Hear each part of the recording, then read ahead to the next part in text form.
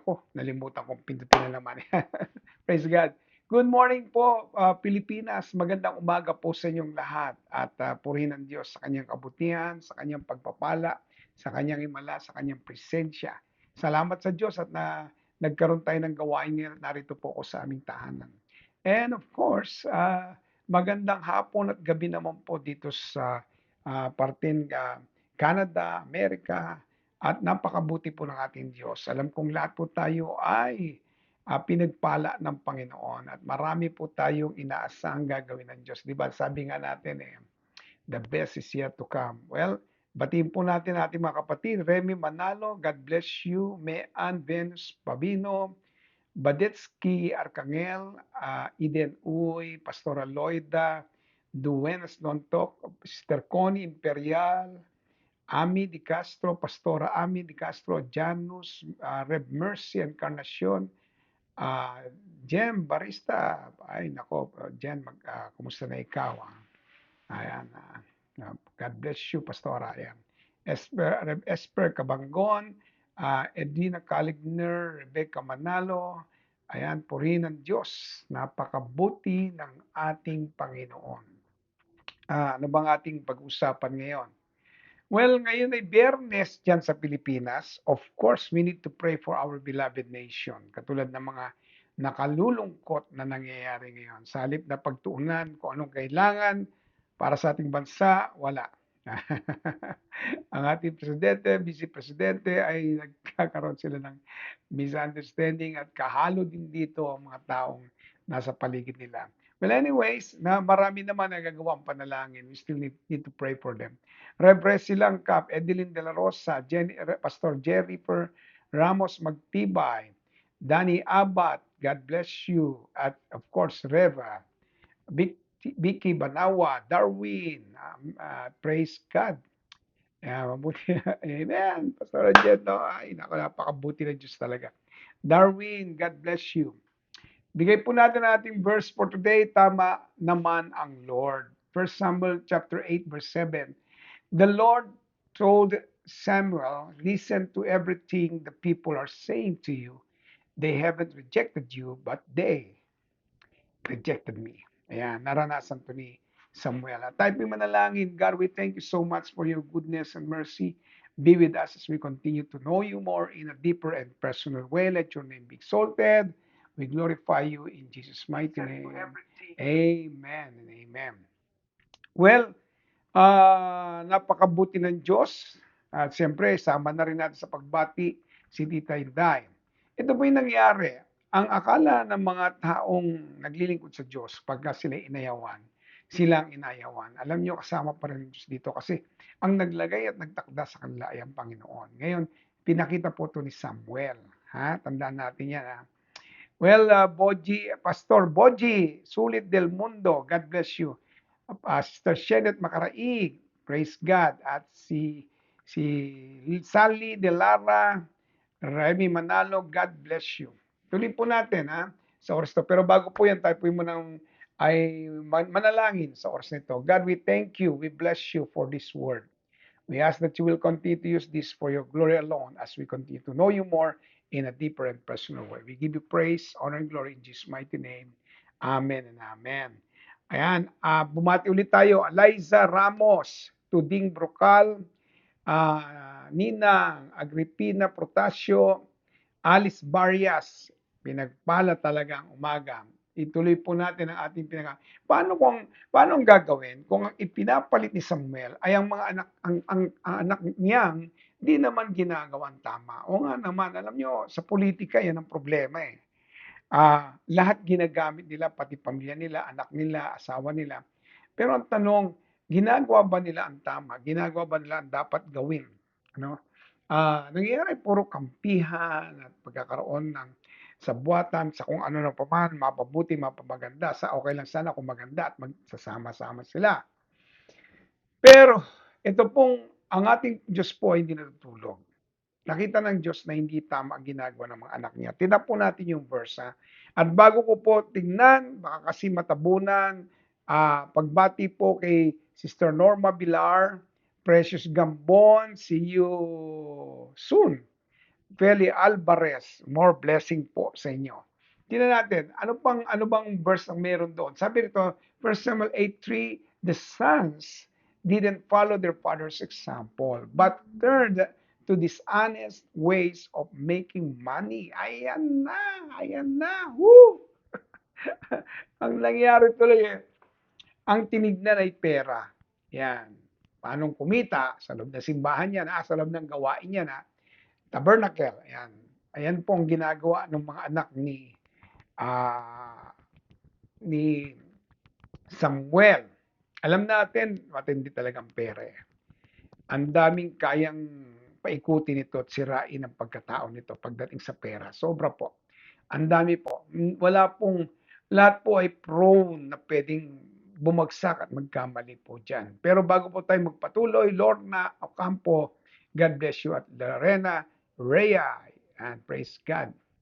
At siyempre, Sister Flor, good morning sa iyo. Lusanta. Sa totoo lang, isama na natin si Pedrito Cabangon. Yan.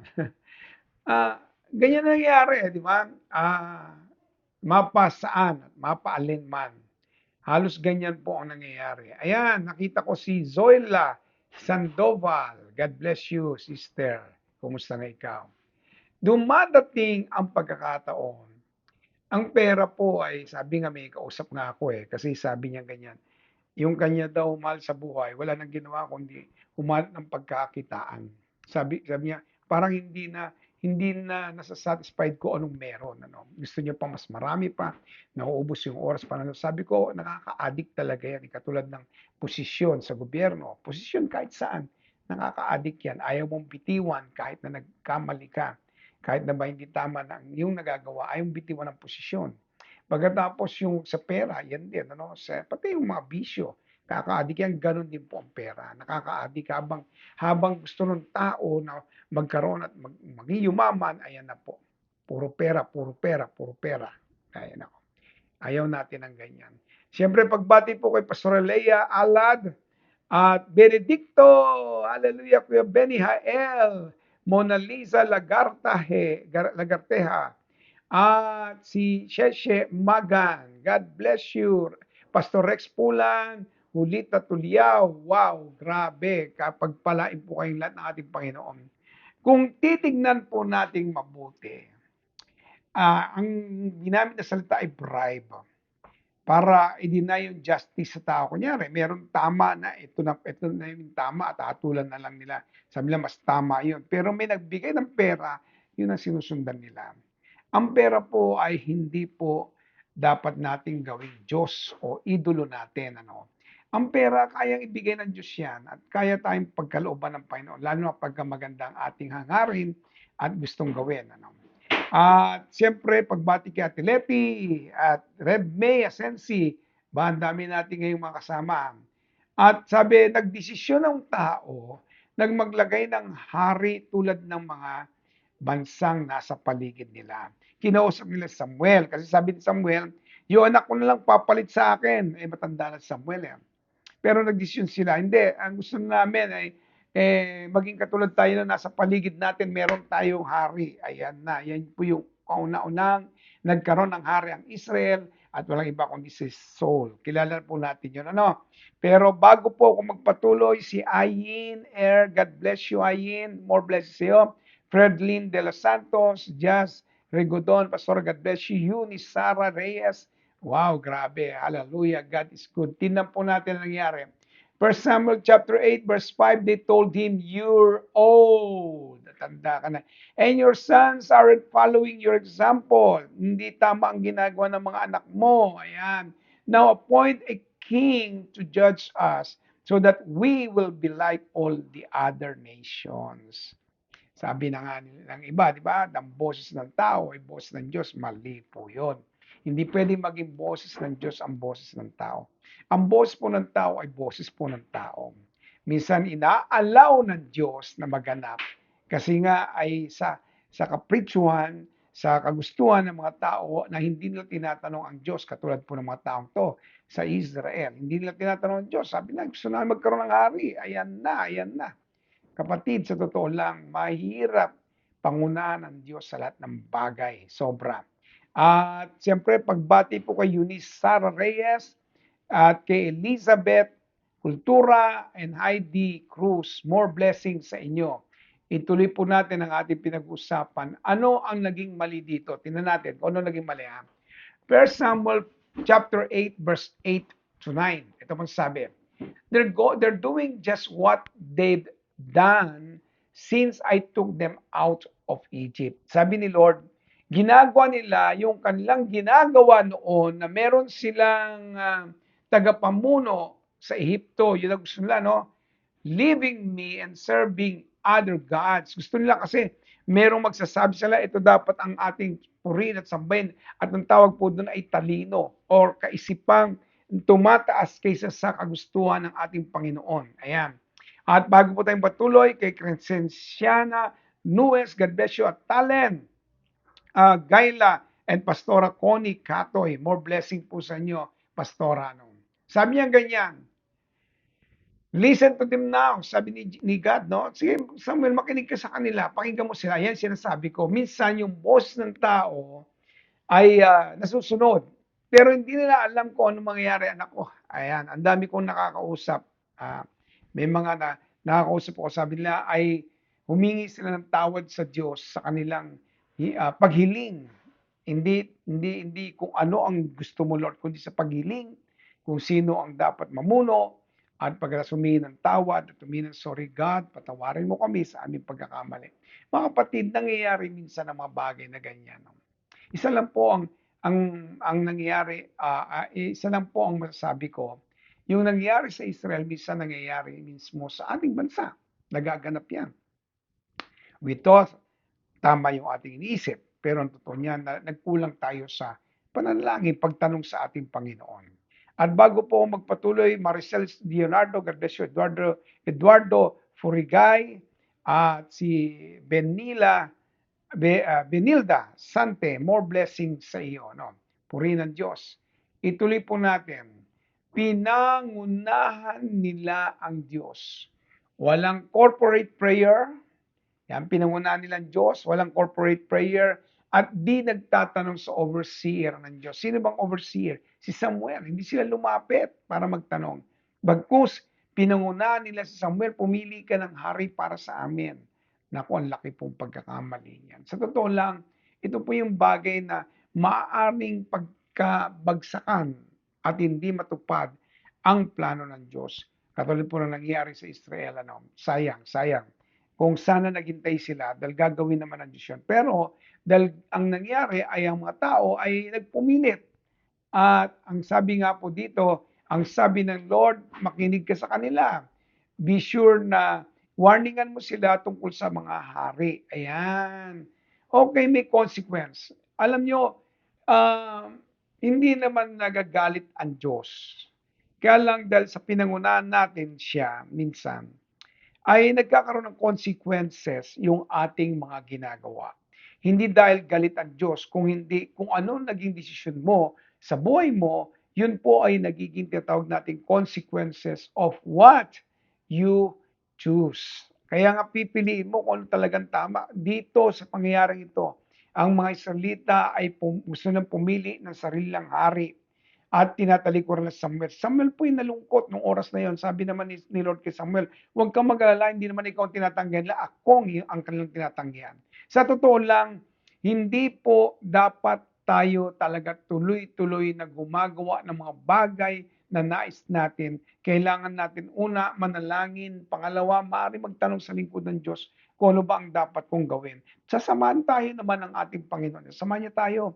Imposibleng hindi dahil mahal na mahal po tayo ng ating Panginoon.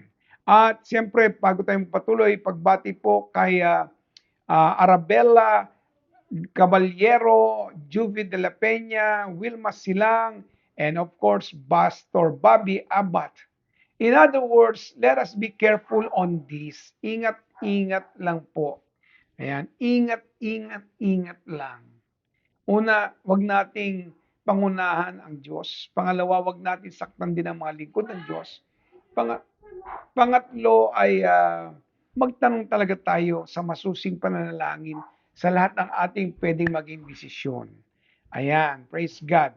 Ate Lina, magbati kay Ate Lina, kay Ate Claire, Sister Neng Claire, ayan, at kay Ate Claire din, Claire Benjola, Angie Racelis. More blessing po sa inyong lahat.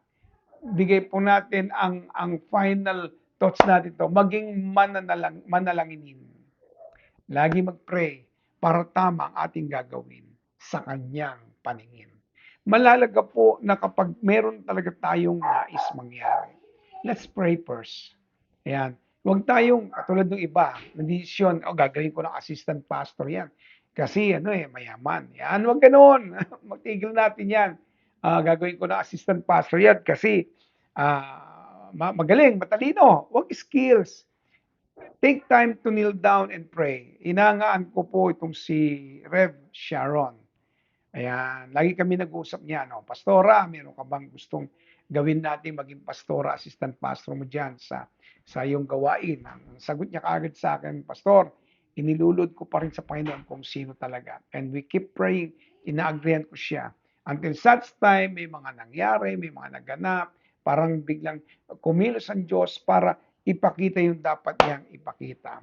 Pero gayon pa man, pagbati po kay Pastora Edith Rodillas, at maging kay, sino pa ba? Angie Racelis, God bless you. Fernandita, Pastora Fernandita Gonzales, Cher Villar, Ray Luistro, ayan, Ulita Tuliao, Ferdinand de los Santos, nabanggit ko na yata kanina yan. Si Cresceniana Nuez, at sino pa ba? Okay, nabanggit ko na po lahat. Now, acknowledge God at all times. Yan po ang sabi ni Shenet. Tama nga. Acknowledge Him. Katulad din po sa ating bansa ngayon. Huwag po tayong sumabay kung anong ginagawa nila.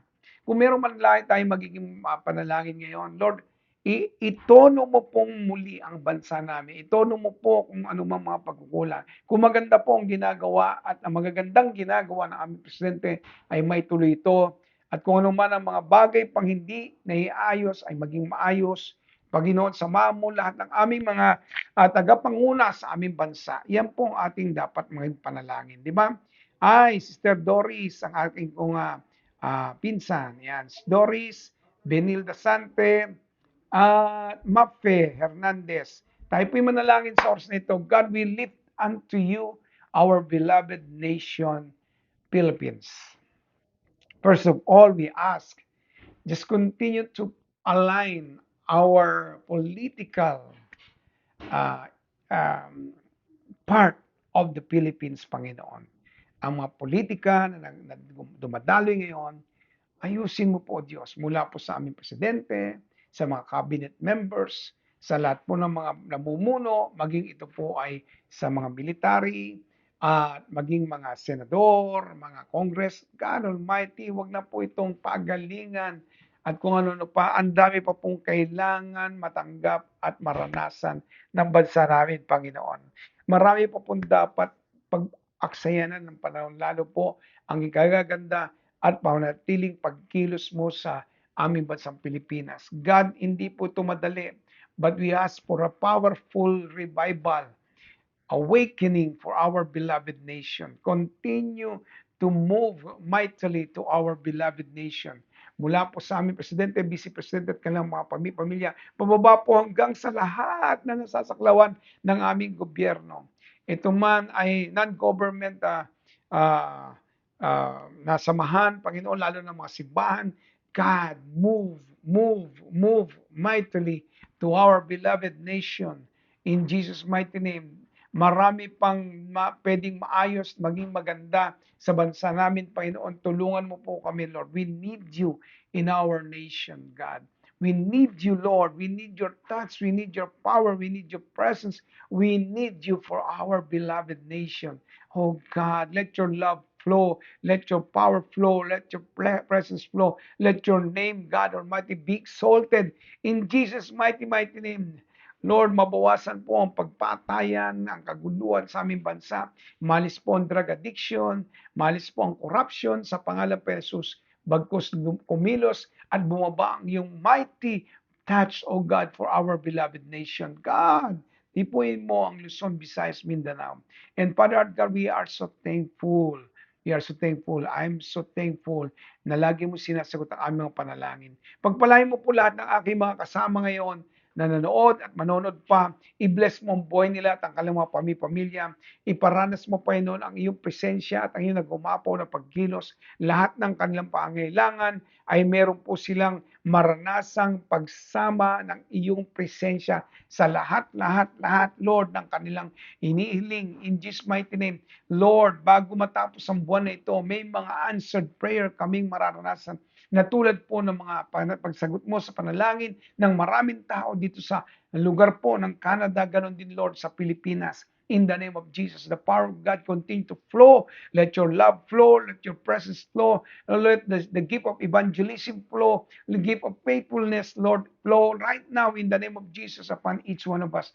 God, matuto kami laging dumudulog at nananalangin sa iyo. Ibaba mo ang iyong matinding pagkilos. Siniling ko, Lord, kung meron may sakit, ang kagalingan ay dumaloy sa bawat isa sa kanila, Panginoon. Dumaloy ang iyong pagsama, ang iyong pagkilos, Lord. Dumaloy po ang matindi mong presensya sa bawat isa, Lord. Meron kang gagawin. May mangyayaring revival. Naniniwala ako ng revival for our beloved nation, Philippines, in Jesus' mighty name. Salamat po at sa buhay ng bawat isa, matindi po ang aming dadanasin, Panginoon. Matindi po ang mangyayari sa mga kapatiran ko, Diyos. Matindi po ang magiging buhay nila, Lord. Yung may mga iniling na maayos na mga papeles, magiging maayos. Yung mga may iniling pa sa lupa, sa bahay, na kanilang inihiling, Lord, ibibigay mo. God, iparanas mo ngayon. The first quarter of the year, oh Lord, matindi agad ang gagawin mo for this 2026 kasi ang tindi po ng plano mo sa panahong ito, Lord. Salamat sa iyong kapangyarihan. Salamat sa iyong presensya. Salamat sa pagpapagaling. Salamat sa pagsama mo. Salamat sa kasagutan sa lahat ng aming mga panalangin. Salamat po, Ama. And Father God, sa iyong lahat ng papuri, pasasalamat kautihan sa pangalan ng Jesus. Amen and amen. Ako, salamat po ng marami. At meron po akong napansin dito ng mga nag-comment pa, no? Para nakita ko kanina. Ayan, si Pastor Amin, amen. Unahin natin ang lahat sa pagluhod sa Diyos, hindi ang gusto natin, kundi ang nais niya lagi ang masunod. Amen. Ang dami po nag-amen sa ating mga panalangin. Salamat po. At may mga umabol, may mga umabol tayong kapatid. Of course, sila Gio Rea, thank you very much. Si Lorena Rea, yan. At may nagtanim din, yan. Si Shenet, thank you sa pagtatanim, Shenet, ha? More blessings sa iyo. Si Mabilin Nansanero, sabi niya, Amen, manatiling mapayapa at maunlad ang aming bansa. Thank you, Lord. Yes, magaganap yan. Amen, yan ang ating gusto. At meron ding humabol. Yan, humabol ulit. No? Si Mabilin Manzanero, mensahe kanina nagsabi na, si Letty Almonte Rolie, God bless you. At si Sister Jen, yan, ako, nagtanim din siya. No? Salamat. Praise God. Nagtanim si Jen Barista at marami rin nag-amen. Ako, grabe, no? At si Eduardo Furigay ay humabol ng Milky Alcantara. Wow, grabe, no? Ang dami po nating mga kasama ngayon. Si Raquel Abella Hernandez, mga humabol po ito eh. Puri ng Diyos sa buhay ng bawat isa. Sabi ni Sister Talen, Amen, in Jesus' name. Thank you, Lord. Go, God bless salamat. Ayan, amen. Ayan, ako, ang dami nag-amen. Ayan, praise God sa maraming amen nating narinig. Dahil maraming gagawin ang Diyos. Hallelujah! Ang dami pa rin si Marite Rosado, si Carlota Castillo, more blessing, Riziel Mascareña Oliva, Gilier, Gachuela, Rev Gilier, God bless you. Salamat po ng marami, sa Diyos po ang lahat ng papuri, pasasalamat at kalwalatian. Amen. Glory to God. Anong wag nating kakalimutan? The best is yet to come. Ayan, may bumabol pa rin. Dennis Salazar, more blessings sa iyo. Pagpalain po ang bawat isa. Salamat po sa inyong oras at panahon. God bless everyone and I love you all. Amen.